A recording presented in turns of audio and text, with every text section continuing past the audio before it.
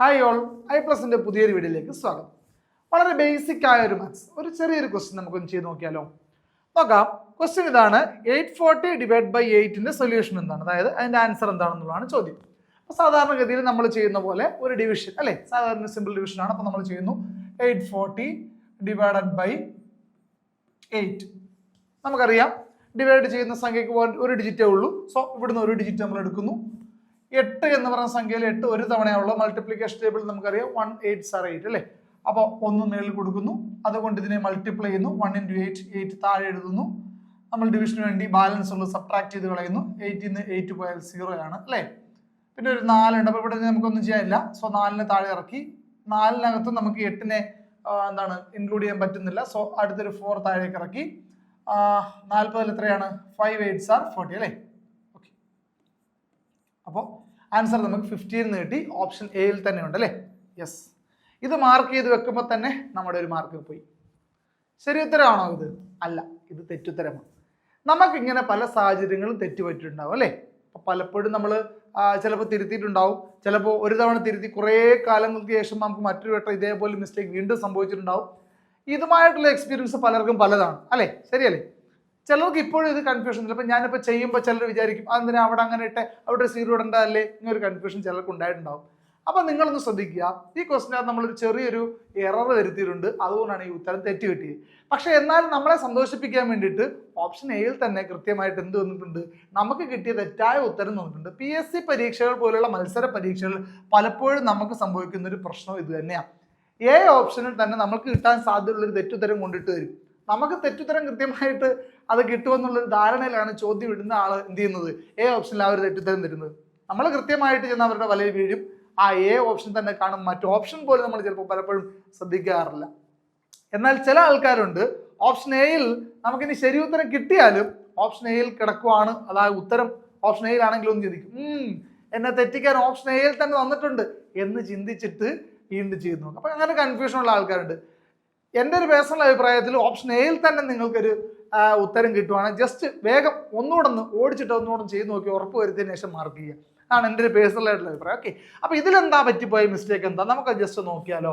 ഇവിടെ എന്താണ് ആ ഒരു മിസ്റ്റേക്ക്, ആ മിസ്റ്റേക്ക് എങ്ങനെ വരുത്താതിരിക്കാം എന്നുള്ളതാണ് ഇനി പറയുന്നത്. നോക്കിയോ, അപ്പോൾ 840 വീണ്ടും 840 ഡിവൈഡഡ് ബൈ 8 അല്ലേ, ഒരൊക്കെ ഉള്ളൂ. സോ ഇവിടുന്ന് 1 ഡിജിറ്റിനെ മാർക്ക് ചെയ്യുന്നു. 1 8 8 ഇവിടം വരെ ശരിയാണ്, 0. ഇതിൻ്റെ അതിൽ നമുക്കൊന്നും ചെയ്യാനില്ല. സോ നെക്സ്റ്റ് ആളിനെ താഴേക്ക് കൊണ്ടുവന്നേ പറ്റും. അങ്ങനെ ഞാൻ നെക്സ്റ്റ് ആളിനെ താഴേക്ക് കൊണ്ടുവരുമ്പോൾ ഈ സംഖ്യ 4 ആണ് അല്ലേ. ഇവിടെ റിമൈൻഡർ ഒന്നുമില്ല, ഇവിടെ ശിഷ്ടമൊന്നും ഇല്ലാത്തതുകൊണ്ട് ഇൻ കേസ് ഇവിടെ 1 ആണെങ്കിൽ 4 താഴെ ഇറക്കുമ്പോൾ ഇത് 14 ആവും. ആ സാഹചര്യത്തിൽ ഇത് പ്രശ്നമില്ല കേട്ടോ. ഇവിടെ 0 ആണ്. സോ റിമൈൻഡർ താഴെ, സോ നെക്സ്റ്റ് ഡിജിറ്റിനെ നമ്മൾ താഴെ ഇറക്കുമ്പോൾ 4 ആണ് സംഖ്യ. 4നകത്ത് 8 നമുക്ക് ഇൻക്ലൂഡ് ചെയ്യാൻ സാധിക്കത്തില്ലല്ലോ. അങ്ങനെ ഒരു സാഹചര്യം വന്നാൽ, അതായത് നിങ്ങൾ മുകളിൽ നിന്ന് ഒരാളെ താഴേക്ക് കൊണ്ടുവന്നിട്ടും നിങ്ങൾക്ക് ഈ ഡിവൈഡ് ചെയ്യേണ്ട ആളിനെ അതിൻ്റെ അകത്ത് ഉൾപ്പെടുത്താൻ പറ്റുന്നില്ലെങ്കിൽ നിങ്ങൾ അതിനൊരു കോമ്പൻസേഷൻ എന്ന രീതിയിൽ ഒരു 0 കൊടുത്തിട്ടേ നെക്സ്റ്റ് ആളിനെ താഴെ കൊണ്ടുവരാവും. അപ്പോൾ നെക്സ്റ്റ് 0 നിങ്ങൾ താഴെ കൊണ്ടുവരുന്നതിന് മുമ്പായിട്ട് എന്ത് കൊടുക്കണം, മുകളിൽ ഒരു 0. ഇനി ഇവിടെ 0 അല്ല ഏത് സംഖ്യ ആണെങ്കിലും നിങ്ങൾ താഴെ കൊണ്ടുവരുമ്പോൾ മുകളിൽ എന്ത് കൊടുക്കണം, 0 കൊടുക്കണം. എന്താ പ്രശ്നം, ഇവിടുന്ന് ഒരാളെ താഴേക്ക് കൊണ്ടുവന്നിട്ട് നമ്മുടെ ഡിവിഷൻ കംപ്ലീറ്റ് ചെയ്യാൻ അല്ലെങ്കിൽ മുമ്പോട്ട് കൊണ്ടുപോകാൻ പറ്റുന്നില്ലെങ്കിൽ അതിന് പകരമായിട്ട് നമ്മൾ മുകളിൽ എന്ത് കൊടുക്കണം, ഒരു 0 കൊടുക്കണം. ഓക്കെ, ഇപ്പൊ 40 ആണ്, 5 8 40 ആണ്. സോ ഇവിടുത്തെ റൈറ്റ് ആൻസർ 105 ഓപ്ഷൻ ഡിയിലാണ് കിടക്കുന്നത്. എയിൽ കൃത്യമായി തെറ്റുത്തരം കിട്ടിക്കഴിഞ്ഞാൽ നമ്മൾ ഡിയിലോട്ട് പോകാനൊക്കെ മടിക്കും അല്ലേ. ഇവിടെ കൃത്യമായിട്ട് നിങ്ങൾ നോക്കിയാൽ, അല്ലെങ്കിൽ നിങ്ങൾക്ക് ഇങ്ങനെ വേണമെന്ന് റീചെക്ക് ചെയ്ത് നോക്കാം. നിങ്ങൾക്ക് കിട്ടിയ 15 അല്ലേ, 15നെ തിരിച്ച് 8 കൊണ്ട് ഗുണിക്കുമ്പോൾ 840 വരുമോന്ന് കൂടെ ചെക്ക് ചെയ്ത് നോക്കാം. 8 5 40 0, റിമൈൻഡർ 4 ആണ്. 8 8 4 12, 120 വരുന്നുള്ളൂ.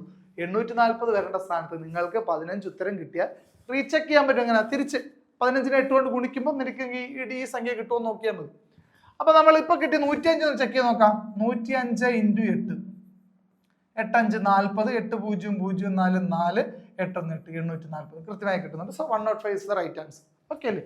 ഇത് നമ്മൾ ഒരുപാട് പേര് തെറ്റ് വരുന്ന ഒരു സംഭവമാണ്. ഇതിന് നിങ്ങൾ ഒരു കാരണവശാലും എന്ത് ചെയ്യരുത്, തെറ്റ് വരുത്തരുത്. ഇതേപോലെ മറ്റൊരു ക്വസ്റ്റ്യൻ ഉണ്ട്, 105 ആണ് ശരി ഉത്തരം. മറ്റൊരു ക്വസ്റ്റ്യൻ ഉണ്ട്, ഇതാണ്.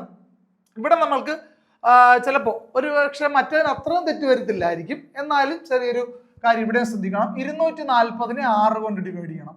അപ്പോൾ നമ്മൾ 6 കൊണ്ട് ഡിവൈഡ് ചെയ്യുന്നു. അപ്പോൾ നമ്മൾ 1 ഡിജിറ്റ് ആണ്. സോ ഇവിടെ 1 ഡിജിറ്റ് നോക്കിയപ്പോൾ 2-നകത്ത് നടക്കുന്നില്ല. സോ രണ്ടാമത്തെ ഡിജിറ്റ് എടുക്കുന്നു. 224 ആണ്. 4 6 24 ആണ് നമുക്കറിയാം. സോ 0 ഇവിടെ നമുക്കൊന്നുമില്ല. ഇനി നമുക്ക് 0 ആണ്. ഇനി അടുത്ത ആളിനെ താഴെ ഇറക്കിയാലേ ഡിവിഷൻ മുമ്പോട്ട് പോകത്തുള്ളൂ. അതും കൂടെ താഴെ ഇറക്കിയപ്പോൾ അവിടെ ഒന്നുമില്ല അല്ലേ? അങ്ങനെയാണെങ്കിൽ നേരത്തെ പറഞ്ഞ പോലെ ഒരു 0 ഇവിടെ പകരം കൊടുക്കണം. അല്ലാതെ ഇവിടെ 2 0 വരുമ്പോൾ അവിടെ വെച്ച് ഡിവിഷൻ നിർത്തി 4 എന്ന് ഉത്തരം എഴുതി വെക്കരുത്. ഇതിന്റെ ആൻസർ ഉത്തരമാണ് ഇവിടെയും ഓപ്ഷൻ എയിൽ നമുക്ക് വേണ്ടി ഒരു തെറ്റുത്തരം ഇരിപ്പുണ്ട്. ചെയ്യരുത്.